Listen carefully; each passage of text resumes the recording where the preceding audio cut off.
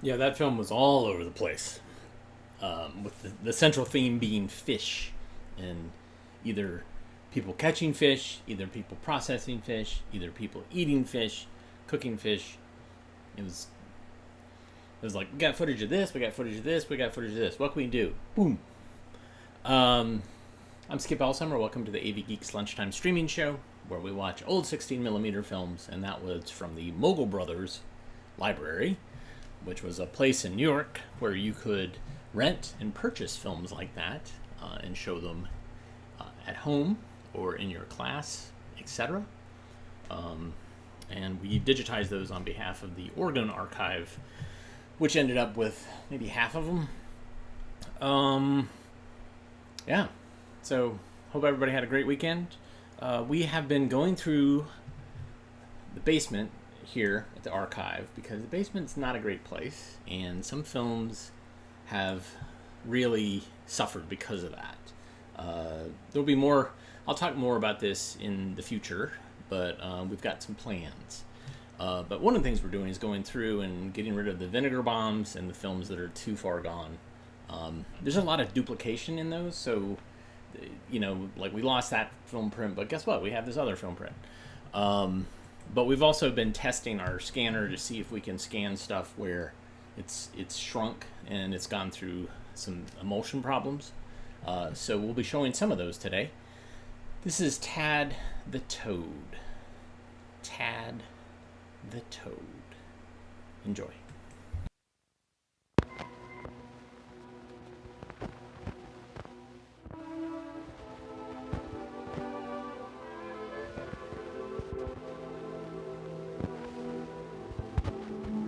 They'll take them home to show Dad.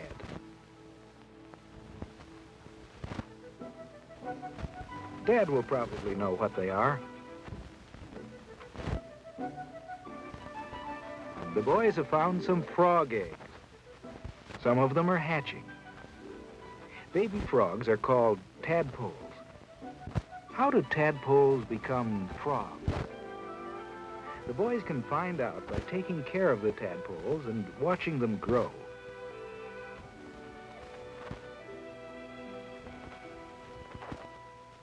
First, they'll need a good place to keep the tadpoles.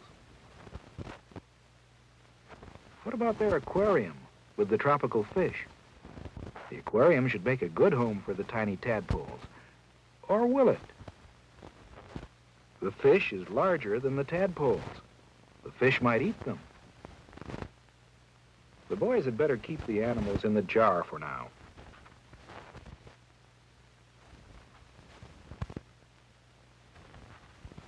Plants from the aquarium will help make the jar seem more like a pond. Now, what will the tadpoles eat? Perhaps some fish food. No, they're not going after the fish food. Young tadpoles eat plants most of the time. On the sides of the tadpole's head, we can see gills. Through the gills, the tadpole gets oxygen. There is oxygen dissolved in the water. Like other animals, the tadpoles need oxygen and food to live and grow. It is now 6 weeks later. The boys are beginning to notice changes in their tadpoles. They're swimming about with the help of their tails, which have grown wide and long. We can no longer see the gills. A layer of skin has grown over them. Now that they're getting a bit more room, so the boys are putting them in the aquarium, which is all right. Now the tadpoles are too big for the fish to eat.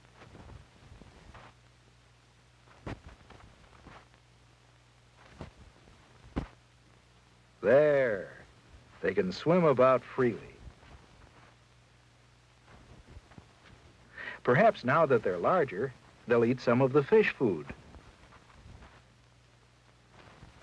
Yes, they're taking the ground up bits of meat and cereal.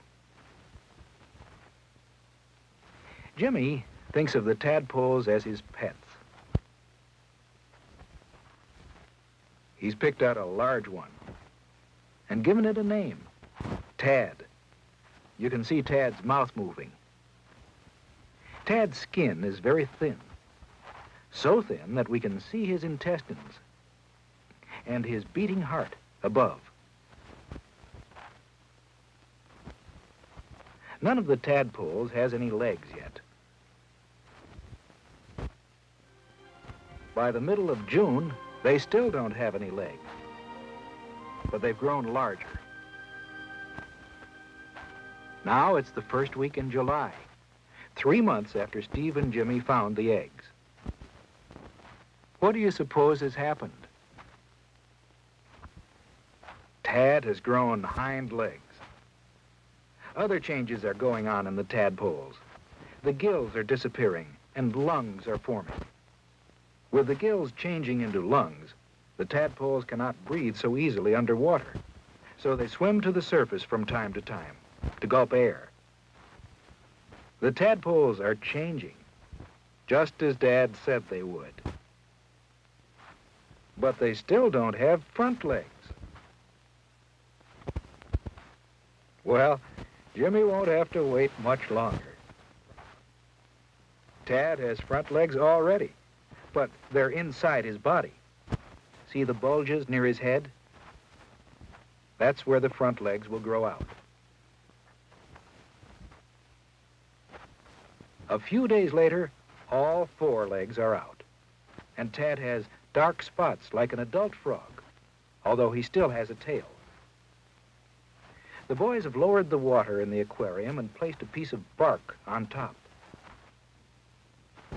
This is so the young frogs can crawl out of the water into the air. Now their lungs are almost completely formed. The tadpoles will spend much of their time out of the water now as they complete their change into adult frogs. During this time, Tad and the others will not eat. They use up the material in their tails for food. As the material is used, the tail gets shorter and shorter, until one day, about a week after leaving the water, Tad has become an adult frog. Adult frogs spend much of their time out of the water searching for insects that adult frogs eat. They should take the frogs back to the pond, where they can catch the insects they need. But Steve would like... Well, all right. The boys can keep Tad, but the rest will have to go. The boys will put them in the jar and take them back to the pond. All except Tad. A couple of weeks later, in a bowl of water. Right now, they're feeding Tad a grasshopper. See how he uses his front feet to help him eat?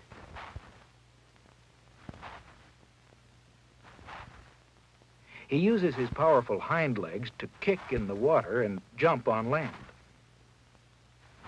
The webbing between the toes helps him swim. The boys enjoy taking care of Tad. And Tad has become very tame.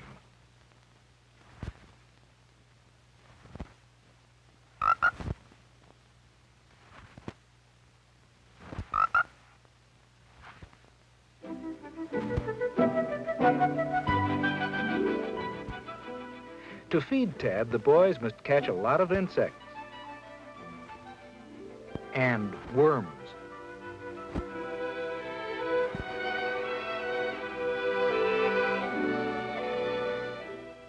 Each day they feed the frog. And as the days go by, Tad grows bigger and bigger. By the end of August, the boys have decided that Tad is getting too active to keep in the box. So they're going to let him go. They'll put him in the jar and take him back to the place where they found him. He's big now. This is the same jar that held so many baby frogs a few months ago.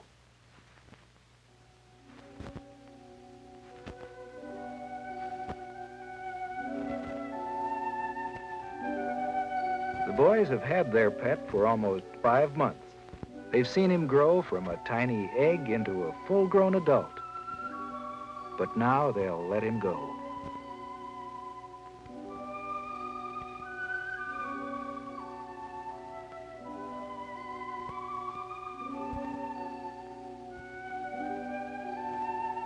Where is he?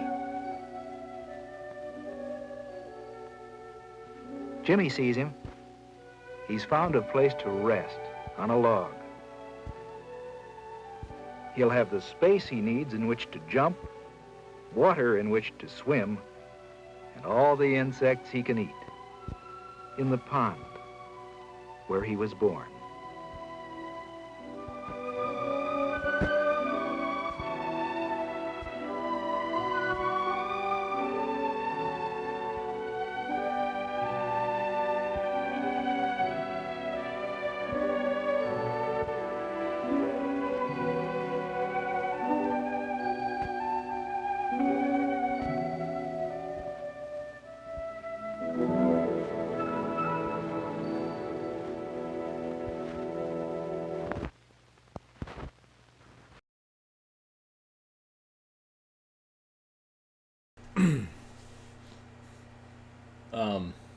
Yeah, so we get to see the life story of a toad. But the other thing to see is the fact that with a film that has, I don't know, it's been a long time since I first acquired that film, and so it's been through a lot of temperature changes, a lot of other things, and so the color started to fluctuate. What's called color breathing, where it's inconsistent color fading or color shift across a frame, but also a lot of scratches, some water damage, a variety of different things. So, getting the salad off my face. Sorry. Anyways, it's watchable, but not great. We could run it through some software to try to clean it up, but some of it would be very difficult to clean, color breathing in particular. Here's another film, The Distances. The Distances. What do you think this film's about? The Distances. I did get a haircut, by the way. All right, here we go. Let's watch.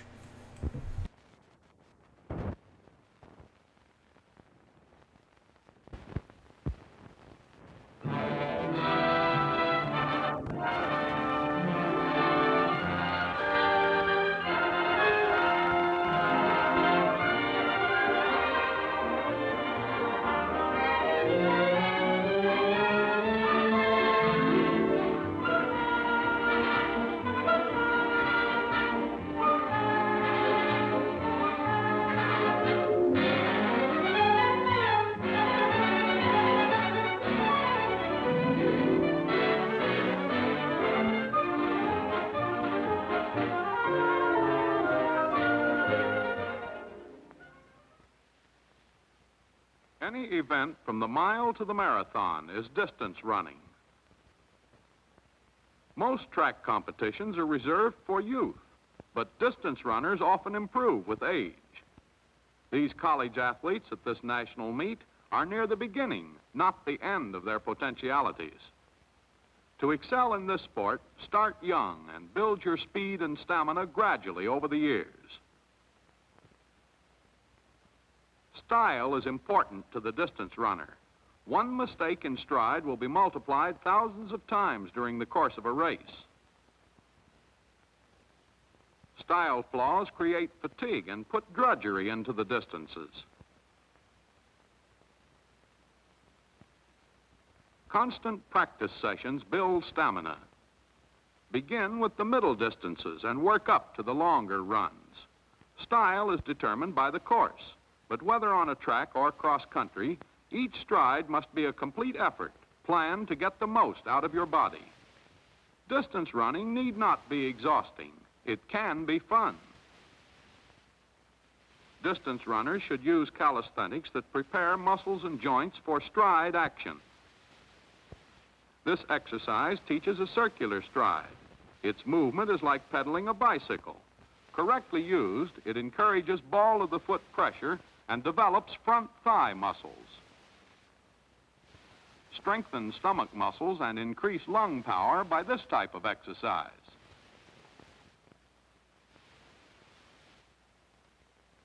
The troublesome pain in the foreleg, called the shin splint, suffered by many runners, can be helped by this basic foot and knee exercise. While the balls of the feet remain on the ground, the heels are lifted as high as they will go. Now the body starts down to a full squat. The heels must touch the ground. This calisthenic is difficult for some adults. Through exercise and proper running, you may develop a muscle alongside the shin which may eliminate shin splints. Here, the runner is using the heel and ball roll style. While not recommended for the track, it is proper for cross-country running where the footing is uneven. The shock of landing is taken up primarily by the knee bend. Distance runners should pay more attention to speed. They work hard coming out of the marks, then relax to a degree that causes more fatigue than it saves. Many distance runners defeat themselves through a mistaken conception of the value of relaxation. The body needs controlled tension to bind it into one compact unit. By loosening the body and preventing one unit action, over-relaxation in running causes, not lessens, fatigue. These runners also try to use the heel and ball roll instead of ball of the foot action. As they perform it, however, a slight shock marks each landing. The foot roll should coordinate with the knee bend. Always apply foot pressure progressively. The progressive action starts when the body is passing over the foot as it lands. Foot pressure reaches its highest point here to create a forward knee reflex. Continuing pressure would create an excessive kick-up. Start with a light landing for more push. The chalk mark circles the ball of the foot, which acts as a cushion and a spring. The foot should always land here. Distance runners should master the two recognized foot techniques. The heel ball roll, as used here, is good only for distance and is superior only over rough ground. The ball of the foot style is good for speed and distance. Through opposition balance, the left leg balances the right arm and vice versa. Some of these runners use additional movements of the hands and elbows in an instinctive effort to make the arm action match the leg action. It is easy to synchronize thighs and shoulders, more difficult to time hands and feet. This demonstration proves that lifting the knees vigorously upward does not produce forward momentum. But as the knee drive shifts forward as well as upward, our athlete can't be held back. Foot pressure flows up through the calf to the strong front thigh muscle. Depend on the front thigh for drive.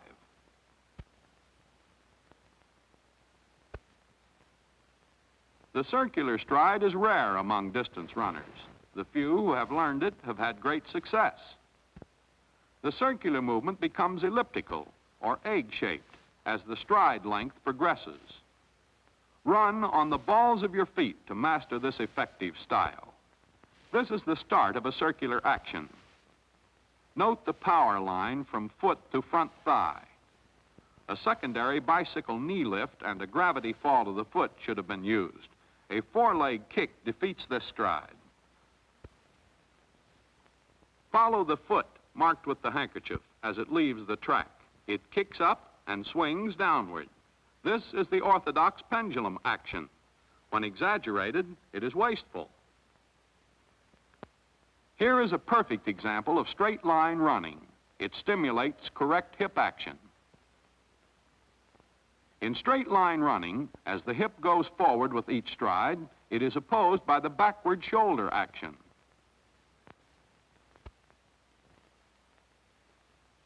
Opposition arm movement is an aid to breathing. The runner should breathe normally, with no attempt to influence this automatic action. Both the nose and mouth should be used to take in oxygen. Forget about breathing. It will take care of itself. This runner shows undue neck strain. It seriously handicaps proper breathing. Relaxing neck and shoulders permits the arms to swing freely, allows natural breathing, and reduces fatigue. In running, the upper body twists in one direction, while the lower body twists in the other. The constant change does not affect the head. This planned demonstration proves that the head is not a working part of the body. By using the spine hinge, these runners look in all directions without disturbing the equilibrium of the body. Without breaking stride, they can look down to avoid collisions and anticipate strategy. These athletes are trying to work with the front leg as well as the rear. This makes them pull and push at the same time. Don't kick the foreleg forward. Keep the front knee slightly bent and let gravity take the foot downward. When the counterbalancing arm action is used, the shoulder blades cooperate with the elbows, biceps, and shoulders. Here is the pendulum swing performed at its best. The moderate kick-up is accepted as a necessary reflex action.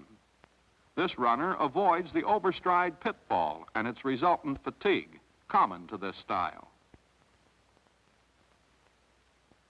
This demonstration proves that running can be effective even with the arms out of action. The shoulders carry on the necessary opposition movement. In summary, ball of the foot circular action can be used for all distances from 100 yards to the marathon. This highly recommended all-round style takes care of both speed and distance. From the start to the finish, there must always be sufficient tension to allow the body to work as one unit. Think in terms of controlled tension, not relaxation. Two common mistakes cause fatigue in distance running. One is the tendency to over-relax after the start. The other is an overstride. With an overstride, you overpay in fatigue for the slight gain in stride distance. A correct automatic stride is the basis of running efficiency, and ball of the foot action is the key to it. With scientific style, a runner can finish first and still remain fresh in the distances.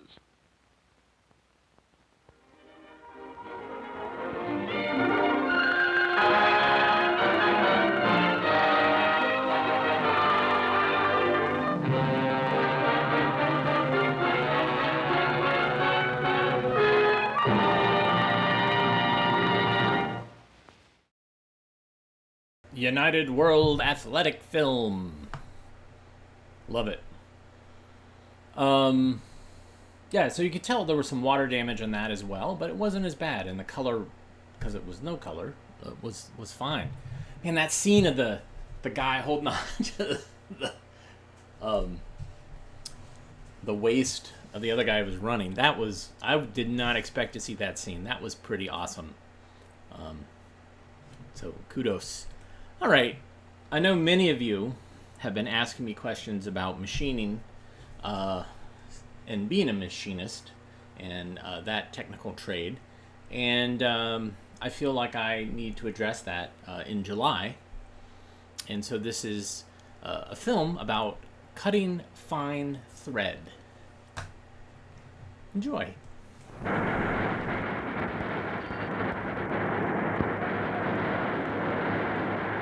Wherever there are machines, there are parts held together, threads on nuts and bolts. The common screw thread has been so standardized that a nut made will accurately fit an axle thread cut in Michigan. There are several basic forms of screw threads. Each does a particular type of job. This is an Acme thread, often used for lead screws. This square thread is often used in lifting jacks. And the thread of a common bolt looks like this. Whether a thread transmits power with a continuous motion or holds two parts firmly together, it is cut to certain standards that the machinist follows when he cuts it on the lathe. There are 4 basic steps in cutting a thread on a lathe. Here they are in rapid once-over. First, the work is properly set up between the centers. An undercut is made at the end of a section to be threaded. Next, the threading tool is accurately ground to shape. And then the thread is cut and finished. The first 3 steps prepare the work for threading. They are important. Getting the machine ready is the first part of any job. It must be cleaned and oiled. The operator himself is ready, and he is safely dressed. Now he checks with his drawing. The drawing calls for a thread 1 inch long. The stock is 1 inch in diameter. The type is a National Fine Screw thread. By checking in the National Bureau of Standards Handbook or any other machinist handbook, we find that a National Fine Screw thread on 1 inch stock is cut 14 threads to the inch. This is called the pitch of the screw.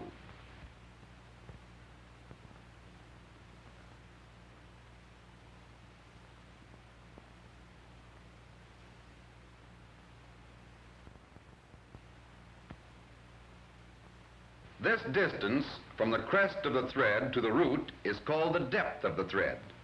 The flat at the crest and at the root are the same width in this thread. The angle between the sides of this thread is 60 degrees. With these points taken from the drawing and from the handbook, we are ready to take the next step. Clean the work center holes carefully and the lathe centers. Lubricate the tailstock center.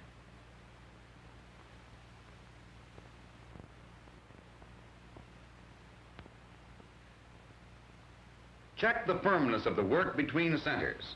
When it feels firm without binding, tighten the tailstock spindle clamp. Double check for binding or slack. A 1/4 inch parting tool is used to make the undercut. The undercut should be the same depth as the thread. It should be about 1/4 inch wide. We know the thread depth is 46 thousandths. The undercut is the same. With the parting tool just touching the work, set the cross feed index collar at 0. As the cut is made, check the feed of the tool. When 46 thousandths is reached on the index collar, the undercut is the proper depth. Back off the parting tool. Stop the lathe. Then remove the tool. Next, the threading tool must be ground to exactly the same shape as the finished thread is to be cut. The grinding of a threading tool is of primary importance. First, grind the right face of the tool. Take light cuts. Press the tool lightly against the wheel.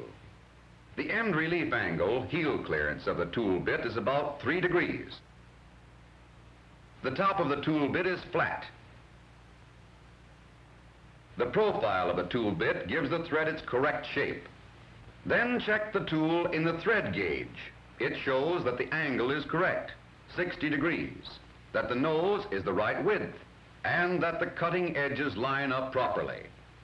Loosen the compound and move it to 30 degrees. This is the correct feed angle for cutting a 60-degree angle thread. After tightening the compound bolts, check the angle again. The next step is to align the tool to the work. Mount the tool lightly in the post so it can be moved. Place a white card under the work. Hold the center gauge tight to the work and level with the center line. Feed the tool into the notch of the gauge. Tap the tool holder to align the tool to the gauge. Check these steps in aligning the tool. First, the point of the tool should be level with the exact center line of the work. The tool shapes the thread at this point. The second check is horizontal alignment. Be sure the gauge is tight against the work and level with the center axis. The top flat of the tool must be level with the gauge. The third check is to align the cutting edges of the tool in the center gauge. If the top flat isn't level with the center axis, or if the tool is not ground to the proper angle, light will show between the gauge and the tool's cutting edges. Properly ground and aligned, the tool will cut a thread having an angle of 60 degrees. It is easy to make a slight error in grinding a tool freehand. If the tool won't line up in the center gauge, dress it lightly on the fine wheel. Remount the tool lightly. Align it to the center gauge. If the tool is right, tighten down the tool post screw. Check again for alignment. If the tool fits in the notch, it is properly set. Move in the tool until it just touches the work. Now set the cross feed stop. The cross feed can be used to back the tool away from the work. The stop allows running the cross slide in to exactly the same position it held before it was backed off. To adjust the lathe for cutting, first put the feed lever in neutral. Second, select the spindle speed. In cutting a thread, it's better to operate at a low spindle speed. Check the position of the slide gear and set it. The screw is to be cut 14 threads to the inch. Find this number on the index chart and engage the tumbler lever. Find the setting of the top lever and engage it. Engage the lead screw slide. The lathe will now cut 14 threads to the inch. Run the carriage over to starting position 1/4 inch beyond the right end of work. Bring the cross feed against stop. The tool is fed to the work with the compound feed screw. The first cut should be light. Move the compound in 2 or 3/1000ths of an inch. Chalk the amount of this cut on the tailstock. The lathe is started. The operator pays close attention to the threading dial. The threading dial is turned by a worm gear, which is connected to the lead screw. On this lathe, when cutting even number threads, such as 14, engage the threading lever when any line on the dial face crosses the index. The threading dial is a device which tells the operator when to engage the threading lever. Engage the lever only when a dial line crosses the index, and the tool will always enter the work at exactly the same place. This is step number 4, the actual cutting of the thread.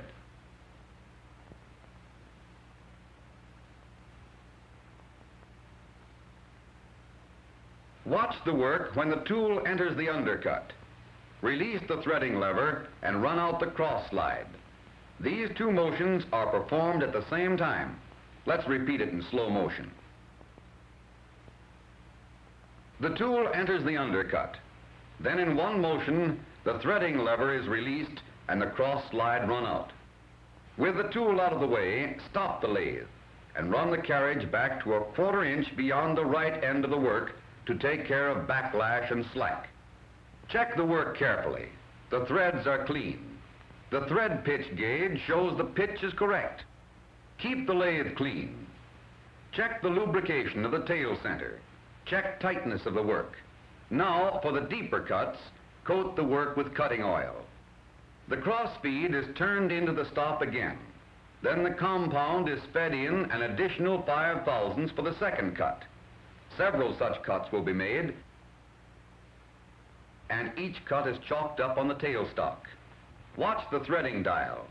When the proper graduation crosses the index line, engage the threading lever. Notice the skill in this operation. The tightness of the work is checked, and more cutting oil is applied.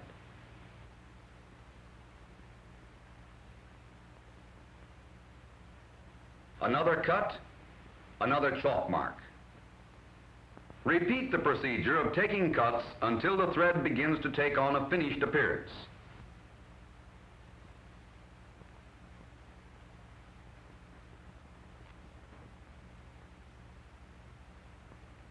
Nine cuts have been made. The groove is about deep enough. It is time now to plan the finishing cuts. The first step is measuring the pitch diameter. This is done with a special thread micrometer. Calculation shows that the thread is not deep enough by 3/1000ths of an inch. To make the final cut, the compound is moved in for a 3/1000ths cut. Apply cutting oil to the work and make the cut. Be sure to engage the threading lever with the proper thread dial timing.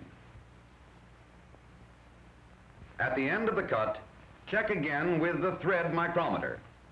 The micrometer shows the operator that the thread must be deepened another 1/1000th of an inch.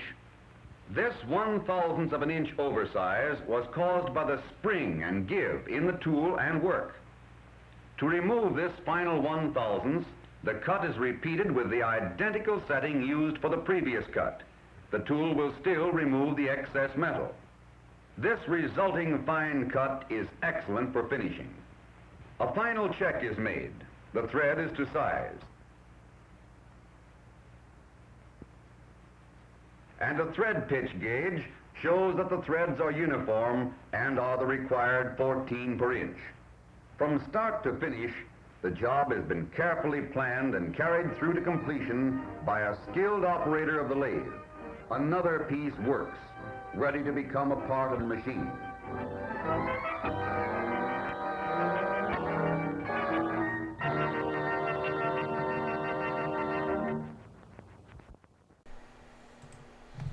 Thanks, Jam Handy. Yeah, so those were made to be shown in a variety of different places, but some of these were actually made during the World War II to train more efficiently and to train more people to work on equipment, especially women who were basically taking on jobs because the men were being shipped off to fight World War II. The women stepped in and did shift work and learned how to machine and things like that. So this is one of those tools about tools. All right. Even though we have not had our toe tapping tournament challenge with Found Footage Festival, we are still actively looking for. We did have our own tournament and we did have our own winners, which is awesome. So we're gonna still continue gathering songs for 2024, and this one is great. Right off the bat, I was watching it. I was like, "There's a song. So, yeah, this is called "The Breadwinners," and it's got music. It's got a fake game show, which I always love when an educational film has a fake game show. So here is "The Breadwinners." Enjoy.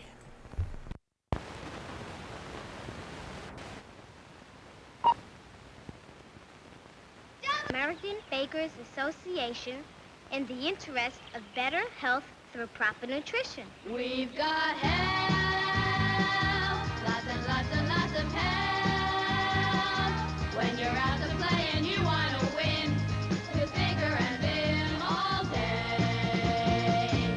First you gotta have health. Health is your greatest wealth.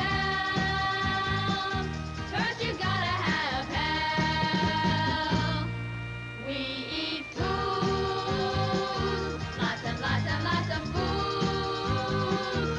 If you choose the ones just right for you and exercise to this way, you'll be healthier today. Eating right the right way. To have your health, health is your greatest wealth. So eat up and go play. First you gotta have health. First you gotta have health. Good health. Get ready, get set to go for dough. The game everybody wins. Go for dough, everybody go for dough. It's the game everybody can win. And whatever your shape or size, you're certain to win a prize. And each prize is a big surprise. So let's go for dough. And now, folks, here's the fruition of good nutrition himself, our host, Richard Baker.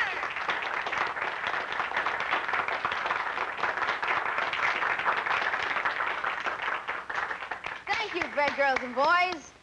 Hi, everybody. What's cooking? Bread. Beautiful bread. But before we get into each slice of our program content, let me introduce to you our Baker's Dozen of contestants, ready to go for dough. And there are Baker's Dozen, that's right, including number 13, who has managed to scoop all contestants so far.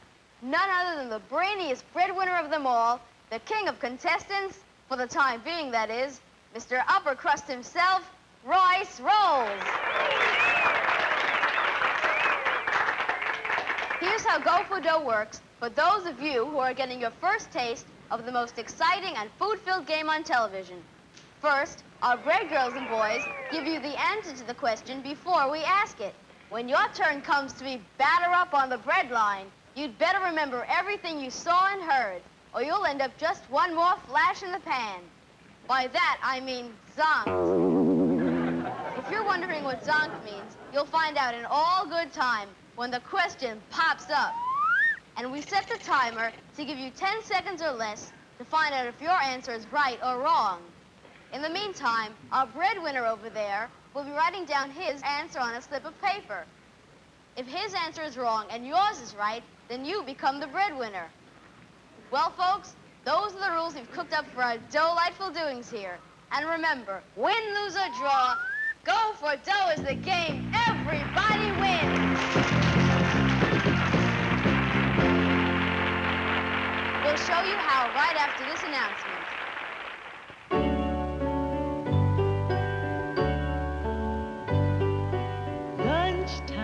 Lunchtime, every table spread with butter and the bread and everything good for in between. Put a slice on the bottom and a slice on the top for the most delicious sandwich that you have ever seen.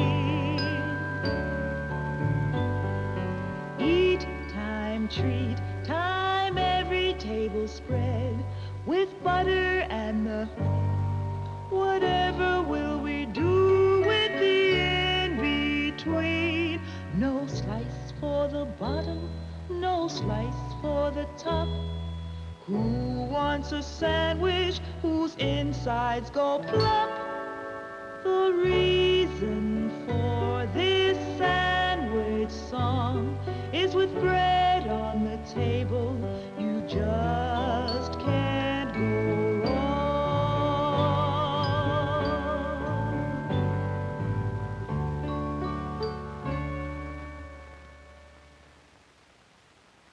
Are you ready, bread boys and girls? What's the first one out of the oven? Go for dough, everybody go for dough. It's the game everybody can win. For an answer to the mystery of how bread rose up through history, pay attention to our scroll. Now let the story roll.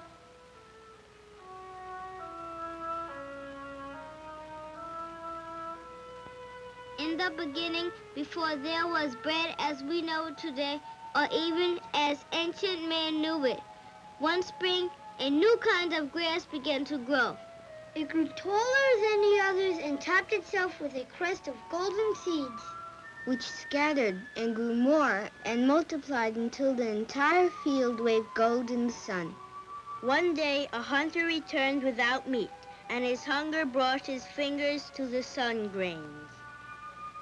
And he gathered handfuls and filled his arms. And those he cared and hunted for were not hungry that night. Later he learned to crush the grains, mix them with water, and cook the very first bread on hot stones near his fire. Wheat and bread moved primitive man out of the caves and into a village where common language became necessary and common laws were laid down. With wheat in his fields, bread on his table, and its nourishment within his body, man walked out of the Stone Age into the wonders of the ancient world. With bread he built cities, then civilizations. The ancient Egyptians discovered that yeast made wheat dough rise, a trait denied all other grains. This leavened bread became food of the pharaohs. Over 2,000 years before the birth of Christ, an Egyptian baker invented the first oven, a heavy earthen jar set in hot coals. The Greeks improved upon this with what we call the beehive oven because of its heat-retaining shape. The Romans thickened the walls and added a chimney, creating the peel oven. The armies of Rome ruled the known world then, and each legionnaire carried a ration of wheat. But for rare occasions, this was his only food, and the strength and endurance of the Roman armies is legendary. So greatly was wheat revered by the ancients that the Emperor of China made the first sowing of seed each year.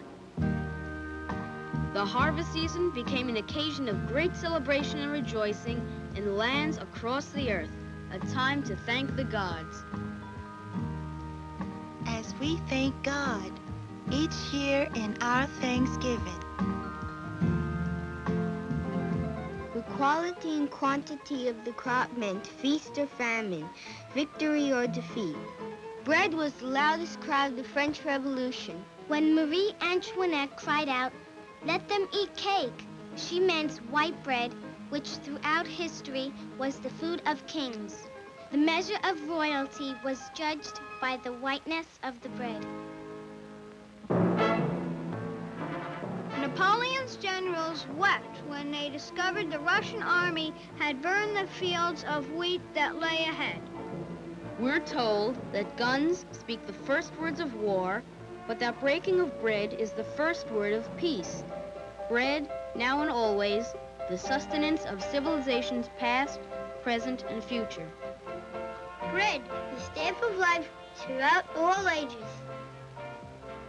Older than history, yet as modern and fresh as the loaves on your grocer's shelf today. Your daily bread, our daily bread. This day and always, delicious legacy of all mankind.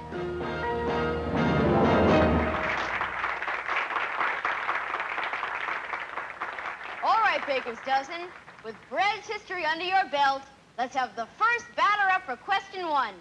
Ready? When you are, N.R. All right. Complete this rhyme. She lost her head for what she said. What she called cake was really... Bread. Wrong. Breadwinner? White bread! The bread of aristocrats, remember? So light it almost tastes like cake. Zonk, a 5-layer custard filled for you. Yoo-hoo!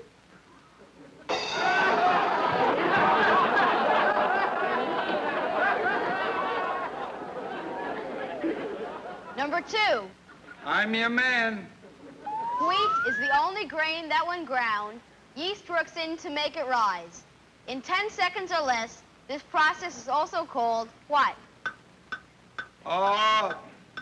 Bacon. Leavening. Zonk.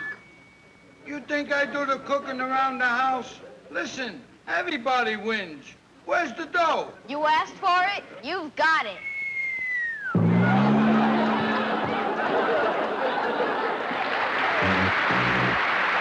batters up, toasted. 3. 3, that's me, I think. That's you. Now here's what you have to do. You have your choice of 3. I didn't really choose to be here today. My wife came here with me, and she A multiple choice question. If guns are the first words of war, what are, as the saying goes, the first words of peace? Making, breaking, or baking bread? I'm just here to keep peace in the family. I'm really not... Breaking! Sweetums? No coaching from the audience. Making, I think. Breaking! Zonk. Sorry, dear. For you, a full loaf of unbroken bread. You'll need it for peace on the home front. Well, thank you. It won't hurt a bit. 4. The final question in this group. Name the first 3 ovens bread was baked in. Well, one was a beehive. I remember that. 2 more to go. And, peel. Absolutely right. The 3rd? All I can think of is rock. Wrong. Breadwinner? A jar! Right you are. And as for 4, What's in it for me? you know, roll out the barrel? Oh, know it. A barrel of fun, right? Wrong. A flour barrel. Zonk.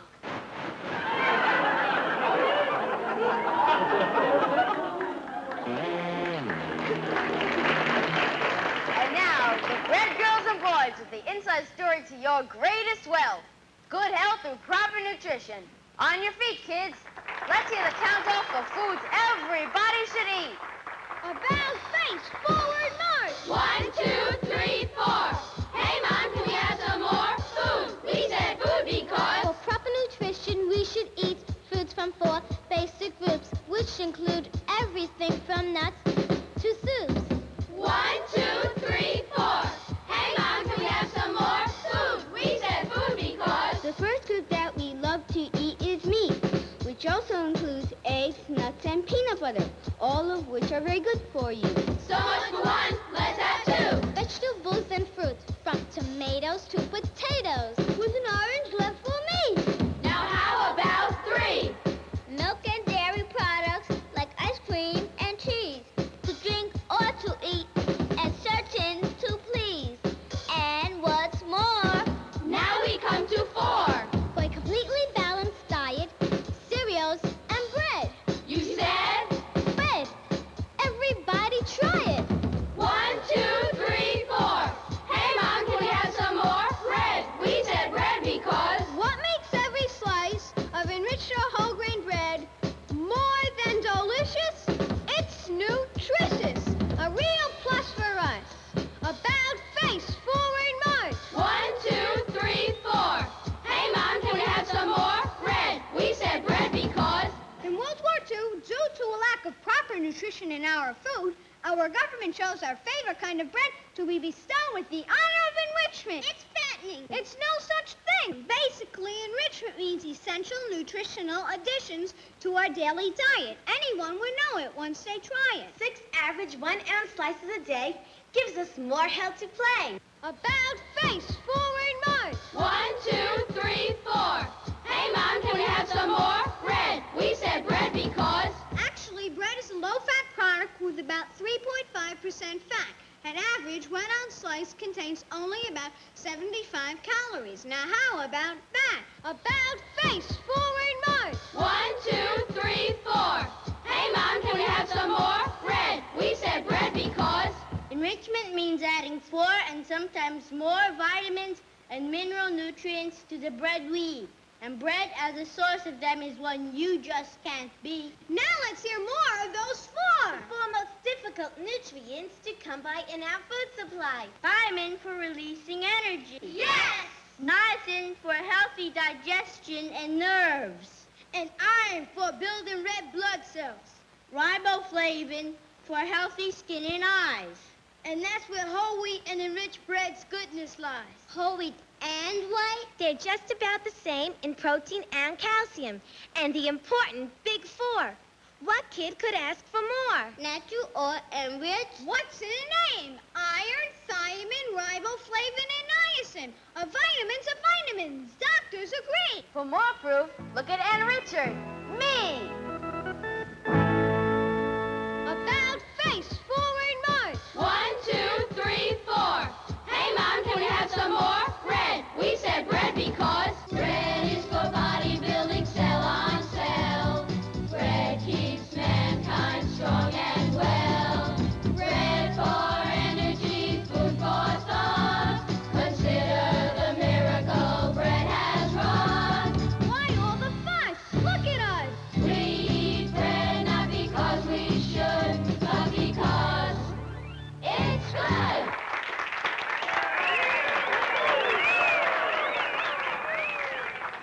Attention. May I say, well done. Now, Baker's Dozen, it's your turn to perform. Number 5. Name the 4 most important nutrients enriched bread contains. I'm a mathematician. What am I supposed to know about nutrition? Nutrition should be everybody's business. Breadwinner, the answer. Thiamine, niacin, riboflavin, and iron. Good for you, all 4. Now for 6. Let's see if some of what we told them sticks. 6. Why do kids eat more enriched bread than any other kind? Because it's good for them. Song. Breadwinner, you've won one again. 6. Did you ever know any kid who ate or did anything that he was told was good for him to do? I am a teacher. Well, it might be a good idea for you to study up on kids, ma'am. To the both of you, 1 crumb apiece. Some folks just never learn. Toast them both. 2 more baker's dozen down. Let's try for 2 more. 7 and 8, it's not too late for one or both of you to become breadwinners. Newlyweds, eh? You might say yes, uh-huh. 1 year today. Well, let's see how well you still agree. Bread has more of the 4 nutrients hardest to come by in our food supply. Whole wheat or enriched bread. Whole wheat. That's all we eat. Natural whole wheat. Zonk, it's a toss-up. If one of you had answered enriched and the other whole wheat, then you both would have been breadwinners. Natural vitamins are No different than the man-made variety. Your body can't tell the difference, and that's a medically proven fact. Zonk, zonk. For the both of you, 1 first anniversary wedding cake made of enriched white flour.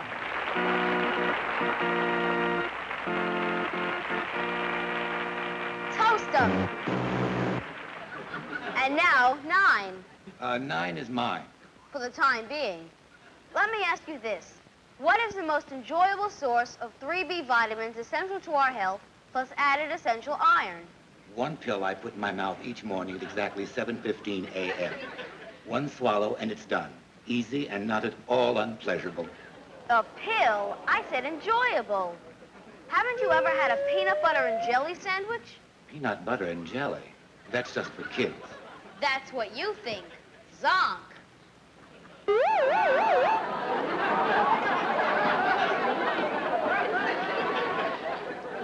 Well, perhaps you have a point, but how could one possibly enter the office looking like this? Isn't that a question coming up? As soon as the next person. After I stand here all this time on my feet, my podiatrist will punch you. Let's direct our energies to where they'll do the most good.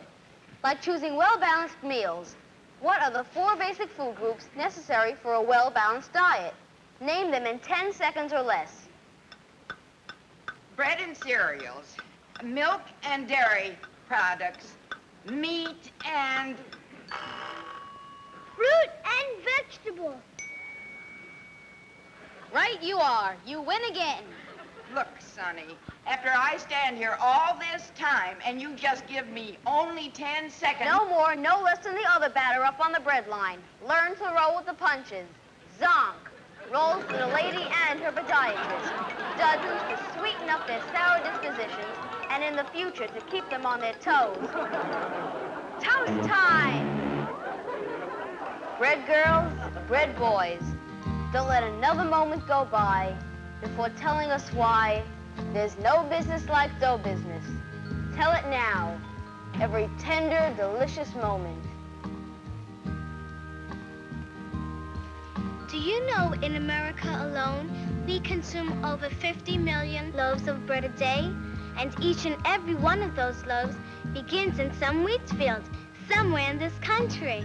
Wheat is planted twice a year and harvested twice a year. In every slice of bread, the sun, the winds, the freedom of the field. First, the seeds of wheat are sown. Then the stalks of wheat are grown.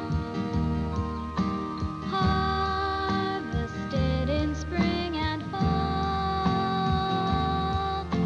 So it grows to feed us all.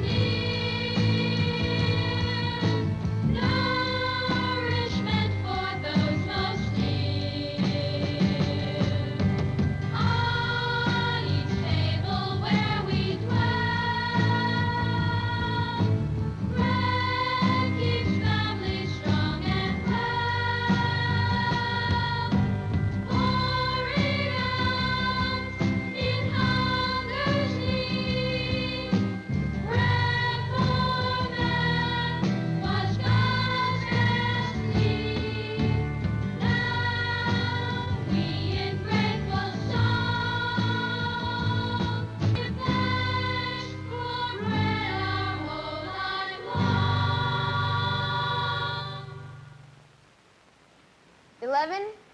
How many million loaves of bread are baked in America each day? More than I could ever eat. Oh, it doesn't matter as long as I've got mine in my hand right now. Zonk. But you're welcome to share the wealth as long as it lasts. Breadwinner? 15 million!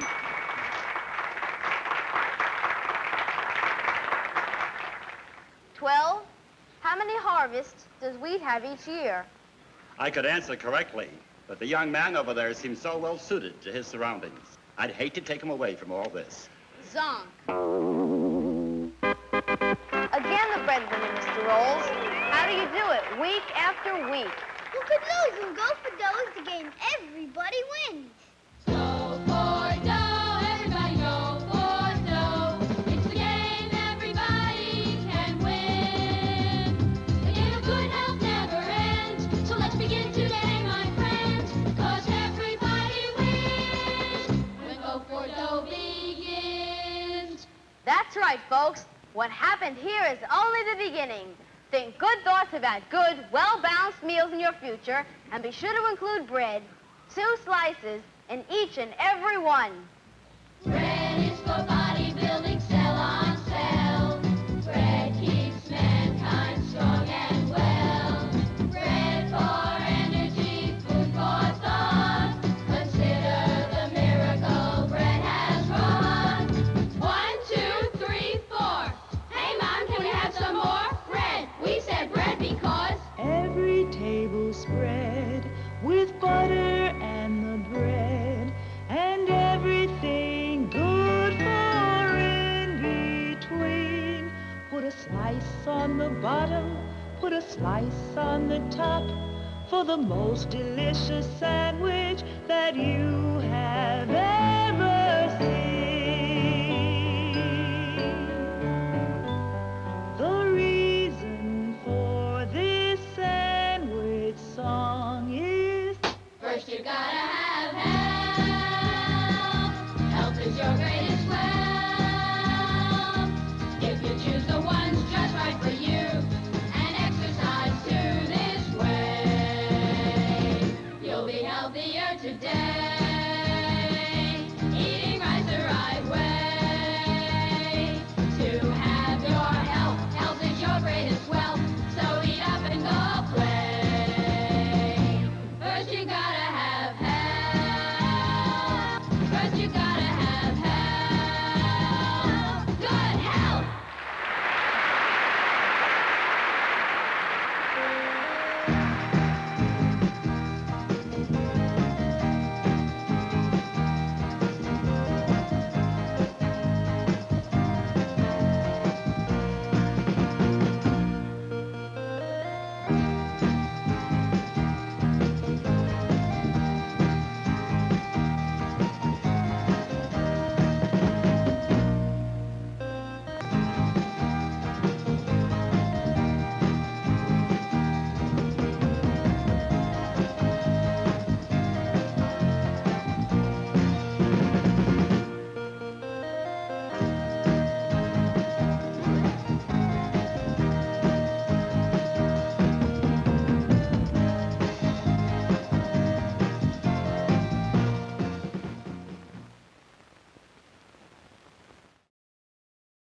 That one, huh? And Anheuser-Busch sponsored it. Excuse me. Wow, that's crazy. Do kind of think about it though, and like think, were there any songs in there that were toe tappers in spite of the endless onslaught of bread propaganda and inappropriate sexualization of some of the kids? Was there anything that was redeemable in that film? Because you guys have seen a lot of stuff. And, you know, I was excited to see this. But I guess not. I guess you guys were not into this. Maybe I didn't set it up right. Maybe I was too enthusiastic. I don't know. What does it take to get that, like, Skip, this is awesome? Is it the fact that they were being a little too clever with the laugh track? I don't know. Maybe somebody should write a paper on this. I don't have time, but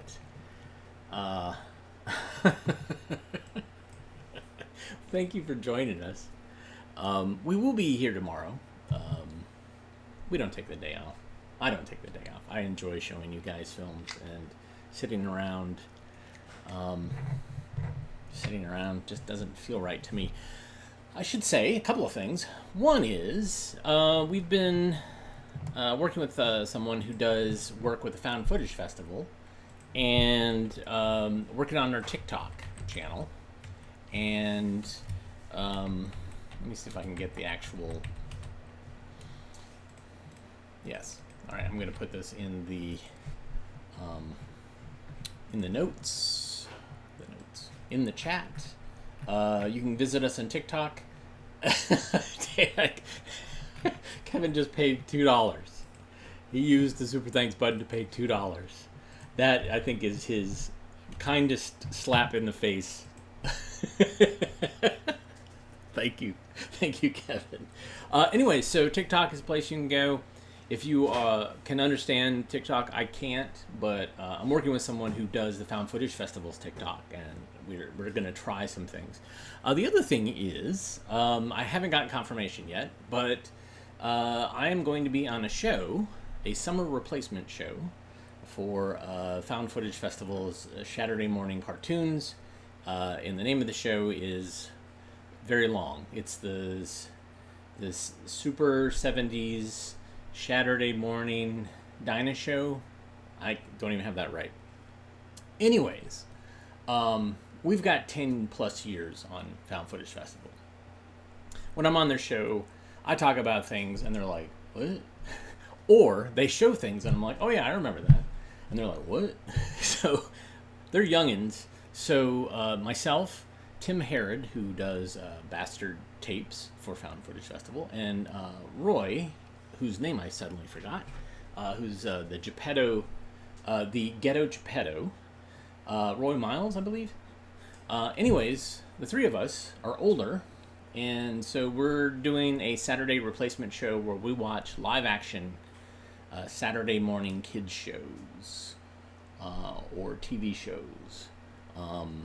So you will see some things that I have shown on this show on there, and I think what's interesting is they haven't seen it, so I'd love to see their comments. But yeah, that should be, it might be premiering. I'm sorry, I have a chocolate covered espresso bean in my mouth. Anyways, yeah, it should be this upcoming Saturday, but I'm not 100% sure. I'll have more information as we get closer. But anyways, if you want to see me on another rectangle with another group of people, there will be that opportunity coming up this summer. But thanks for watching, even though I traumatized you, made you feel bad with all that bread propaganda. We'll be back again tomorrow. You can hit the thumbs up, the like button. Even if you didn't like this particular show, maybe you'll try to encourage me to do better next time.